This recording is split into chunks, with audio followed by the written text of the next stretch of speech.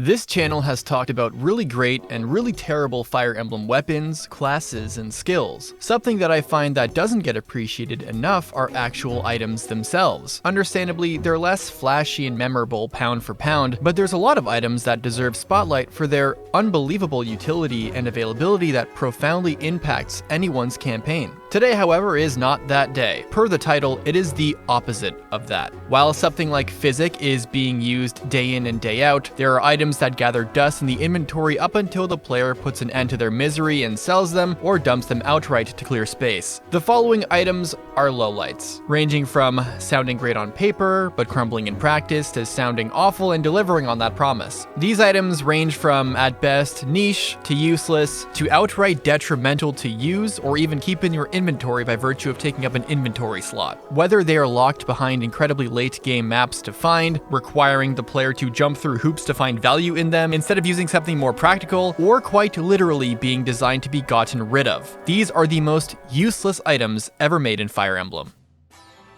Panacea is an exclusive healing item in Radiant Dawn, and on paper is the greatest status healing item someone can use. It cures the user of all status effects, and in Radiant Dawn there's a good number of them: poison, silence, sleep, paralysis, shock, and petrify. An all-in-one item that can solve all of these sounds helpful, especially in comparison to the Anti-Toxin, which can only cure poison. In practice, however, this item is remarkably worthless. First of all, you can't use items when you're asleep, so that's a write-off. Second, your units will never be paralyzed because enemy tier 3 flyers like Dragon Masters and Seraph Knights don't exist. The source of petrify is Nyla's personal skill, which the AI won't use on you even if she's an enemy in 3-E, and shock only comes from Rend and Roar, two player-only skills. But even if they did exist on enemies and you got hit by them, you couldn't use a Panacea to cure the status because paralysis and petrify prevent unit actions, and you wouldn't want to cure shock with it because shock is just freeze, reducing movement to 0 for 1 turn. In other words, the only thing a 3-use 1500 gold Panacea is actually good for is curing poison and silence. Poison is extremely whatever in Radiant Dawn and can be fixed with an Anti-Toxin anyway, and silence is just much less common to run into. So Panacea, for all its supposed worth, ends up being Anti-Toxin plus. Set's Litany is one of 4 dance rings in Blazing Sword. At the cost of the dance command, Set's Litany gives the user +10 avoid for 1 turn, which I can't even lie isn't even good on paper. The first of several problems with this item is that it outright sucks compared to the other 3 rings, one of which boosts crit by 10%, the other boosts attack by 10, and the last boosts defense or res by 10 for 1 turn. All 3, especially the latter 2, are way more practical to use and can be rationalized as good ideas to spend a dancer's turn doing. The second reason this item sucks is simply, why in the world would you ever waste your dancer's turn not refreshing an ally for an extremely marginal +10 avoid? While Thor's Ire's 10% crit boost is not terribly reliable either, getting a flat +10 defense or res or +10 flat attack is leagues more valuable than +10 avoid. A global +10 defense or res buff legitimizes tanking strats for a turn by boosting a tank's weaker defense or res, which turns them into a potent omni tank. For Set's Litany, you need to boost its buff from 10 to 40 or 50 to make it even worth using for dodge tanking, an already inherently risky defensive tactic, over just refreshing. Finally, the third reason this item is worthless is that you only get it in victory or death. Chapter 30/32, the last chapter, barring the last Gaiden, before the game freaking ends. Genuinely, what did the devs expect the player to do with this item this late in the game? An item this weak needed to be bundled with Nils in Lin mode for the player to care about using it. It is one of the few items in the list, let alone FE7 as a whole, that is detrimental to use due to its opportunity cost. The Kadmos shield is one of 3 weightless shield accessories in the game that provide +3 protection. The Kadmos shield, like its Aurora and Lamppost counterparts, also nullifies extra effectiveness, in its case, anti-armor, which at a glance doesn't sound bad. Armors wouldn't really benefit from a weightless shield given their stat distribution, but other non-armored classes would make use of the free +3 defense at no extra cost. And armor classes would benefit from the anti-armor capabilities from opponents using hammers, maces, or combat arts like Helm Splitter, except enemies don't use combat arts, and no enemy after getting the shield from Crimson Flowers Chapter 17 Fortress Knight, Silver Snows Chapter 19, and Verdant Wind Chapter 20's chest actually come equipped with any armor slaying capabilities to speak of. Okay, that was a lie. Enemy Catherine in Crimson Flower's last chapter can Foudroyant strike. So, with the exception of Crimson Flower's last chapter, there is no benefit of armor nullification at all. And the availability of this shield is horrible. There is 1 chapter left of Crimson Flower and 2 of Silver Snow and Verdant Wind. By that point, you have access to the Aegis, O'Chain, I don't know, Saros, Raphael Gem. Heck, you can even use the Silver Shield. +3 protection is just 1 step above useless, and any unit who would need protection is probably just floating behind the front lines anyway, this late in the game. Even the Lamppost Shield, while basically doing the same thing but with anti-cavalry, is significantly more available, accessible for Azure Moon, and there are in fact enemies with cavalry effective weapons. 3 Houses has a lot of items that can find use for one situation or another, and I'm sure someone used the Kadmos shield in a pinch for free protection when they had literally nothing else available somehow, which does strike me as a colossal player error. Are you really going to use this over any other option you have in the end game? I don't think so. I guess if you want Emperor Edelgard to tank Catherine for some reason, then use this. Dragon Signs are New Game Plus items in 3 Houses that can be purchased for renown. They are portable major crests, as when they're in the inventory, they give the user that major crest and all the benefits that come from that specific one. Someone using the Grim Dragon Sign not only can wield Eredbar, but can also use the Atrocity Combat Art. The one weakness it has behind actual crests, besides being a held item in the inventory, is that the activation rate for in-battle crest effects is less than minor crests. As far as stacking crests with signs work, they don't add together. Instead, the actual inherent crest of a unit has the chance to trigger, and if it doesn't, the sign then gets a chance to trigger. This gives units with very useful crests a second chance to get their crest effect fired off, albeit at a much lower rate. They're meant to serve as little New Game Plus bonuses that can bolster units with major or minor crests, allow for units to have access to new weapons and arts, and give non-crest units functional crests, which prevents them from getting corruption damage. Some crest effects are a lot more useful than others. Most units in the game have the minor crest proc rate, which makes most of these not reliable or dependable to plan around, but they're great when they trigger. Felix having a 40% chance to raise might by 5 anytime he uses a weapon is certainly helpful. Some rates are exceptionally low, and their effects just outright suck. This is where Lamine and Timotheos come in. Both crest effects are the exact same.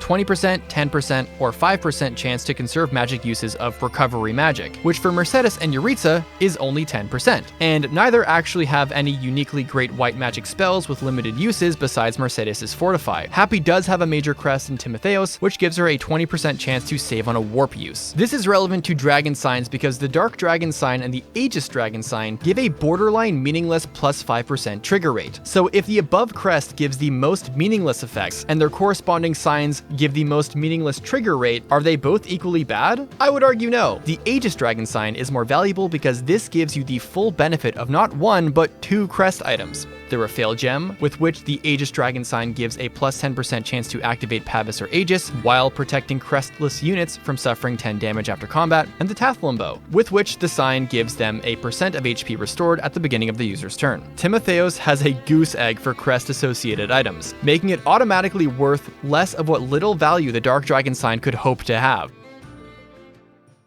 The coin item in Path of Radiance flat out serves zero purpose in this game. Like actually zero purpose. It can only be sold for 1 gold, and there are like 8 of them throughout the game, mostly coming from ravens in chapter 12, 19, and as a treasure chest in chapter 15's desert. So what is the actual point of this item? Well, they're not meant to be used and are in fact meant to be held onto, but only if you intend to transfer your save file to Radiant Dawn and progress to part 3. Coins in Radiant Dawn can be traded for forged cards, which imbue forged weapons with special attributes at random. These attributes can actually get pretty solid, like Twin Sword giving might +3, 6 Wings giving crit +10, Soldier giving both might +1 and hit +10, and the best effect, Goddess, giving the Soldier effect with crit +5. But yeah, like I said, if you aren't transferring saves, then this item is actually functionally and monetarily one of the most useless items in the entire franchise. But it was designed to be that way, so it's not really worth criticizing that much. Actually, you know what? I'm not over this. This is the only item on this list that requires you to not only buy another game to use, but buy another console. The frickin' Wii, bro. This item is detrimental to use because you need to spend over $300 American or sail the 7 seas before you can even hope to use it.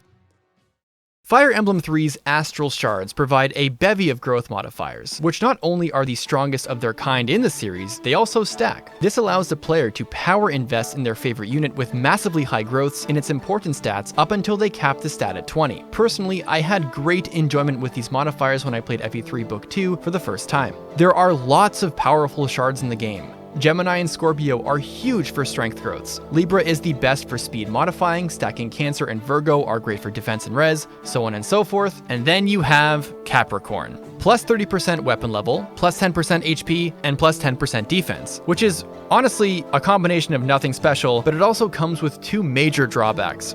Minus 10% skill and minus 10% speed. This is the only shard that places growth penalties for speed, the most important stat in this game, and skill, the hit rate determining stat in a single RN game. And for what? Plus 30% growth in weapon level, one of the most useless stats ever? It's a stat where the higher it is, the higher ranked weapons you can wield. Your most potent offensive units will already have a high base weapon level stat and growth, and all but the Gemini shard have a minus 10% growth for the stat, the rest either giving a growth boost or it doesn't affect the stat anyway.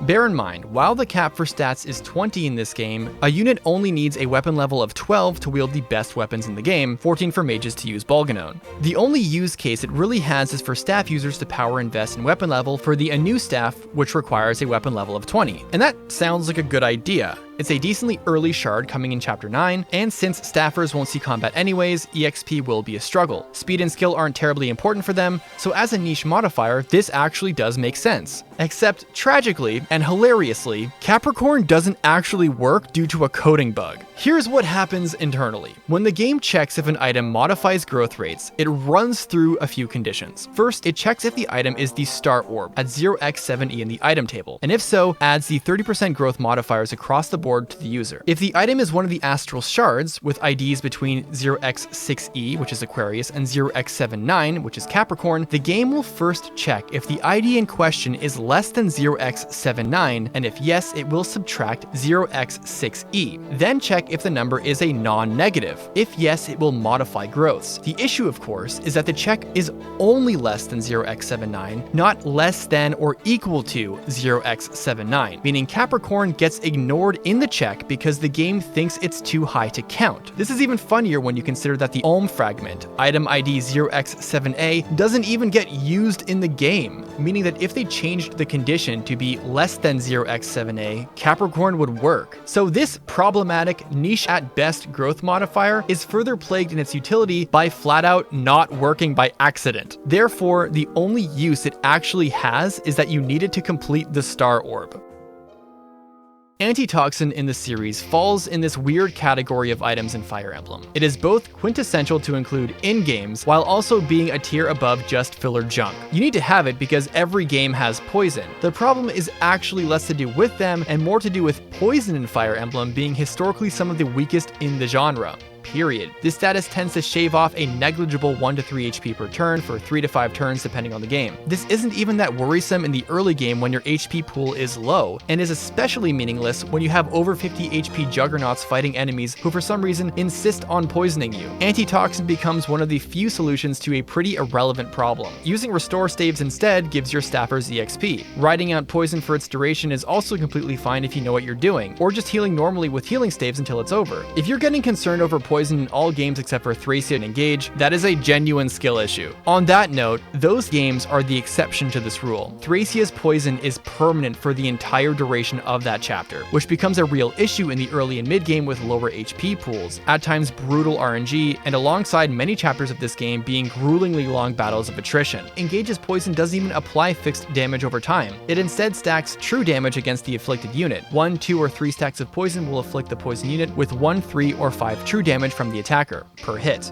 meaning defense tanks can go from taking 0 damage on hit from multiple enemies to 5 if they're max stacked. And if that happens, the very next turn will have that tank get shredded until their HP is 0. The urgency to cure poison in this game makes Anti-Toxins the most desired to have on hand. Furthermore, with the exception of like Venomous, that weird ass S rank lance, and some other stuff probably, poison in Engage doesn't come from poison weapons, which are no exaggeration complete dogshit series wide, but from all knives, a weapon type wielded by by covert units, known for high skill and speed. These guys as enemies were basically designed to shred your defense if they could deal at least 1 damage to you. But yeah, back to the other games. Anti-Toxins suck because poison sucks all the time.